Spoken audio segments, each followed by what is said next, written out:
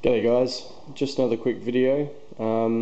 This is basically going to be a mini build log, I suppose, of my upgrade from my old 1366 build to the 1155 one, purely for gaming, so I don't need the 2011 CPUs or anything like that. That's just too much overkill and too expensive for me as well. So it's just to give you a bit of an idea on exactly what I plan to do. So quickly I'll show you the case. Basically the case is a NZXT Switch 810, so everything will be going into this because it supports water cooling very well.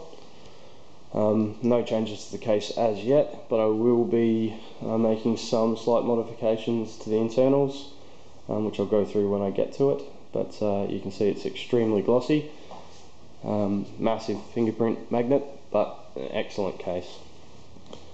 So some of the components that I have at the moment is the G1 Sniper 3 motherboard for the 1155Z77, and I'll be coupling that with a i7 2600K when it arrives, because I got it on a very good deal. So it's the only reason why I've gone with the Sandy bridge and not Ivy bridge. Plus I've heard that overclocking the Sandy bridges are a little bit better compared to the thermals of the Ivy bridge. So that's the only reason.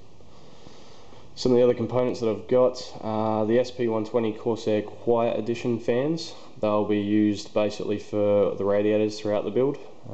The AF140 in the back, that one is going to solely be used for the rear exhaust in the case, and that's the only actual AF I'll be using. So I have plenty more SP120s on the way, because I will need a whole bunch more for the 360 radiator as well as a 240 radiator.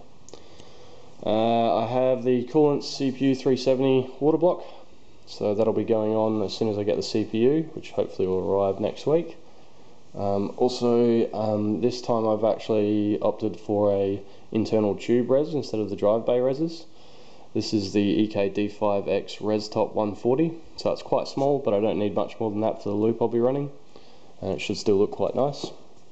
Below all of that, there's the XSPC EX240 radiator, and as I mentioned before, I'll also be using the RX360, but that's going to be pulled out of my old build, so when I pull that loop down I'll actually be moving it into this one.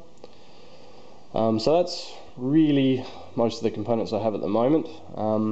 There's still a number of things that are a little bit undecided. I'll just quickly whiz the case door off for you to have a look, because I have fitted the Sniper 3 just to get an idea of exactly what sizes I've got in there and what else I need to think about.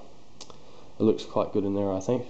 You can see I've actually got the BitPhoenix 24-pin Alchemy braided cables in there now, but I have the rest still to come.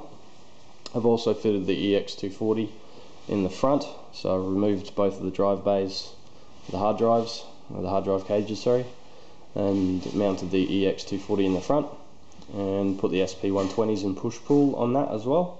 And I did fire it up just to see how loud they were, and boy are they quiet.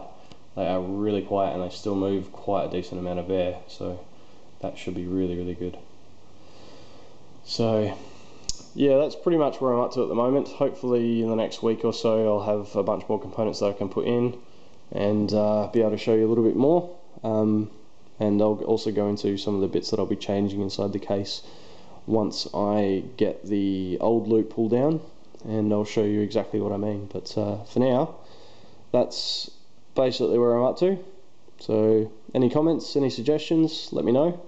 And yeah, I'll post another video shortly. Cheers.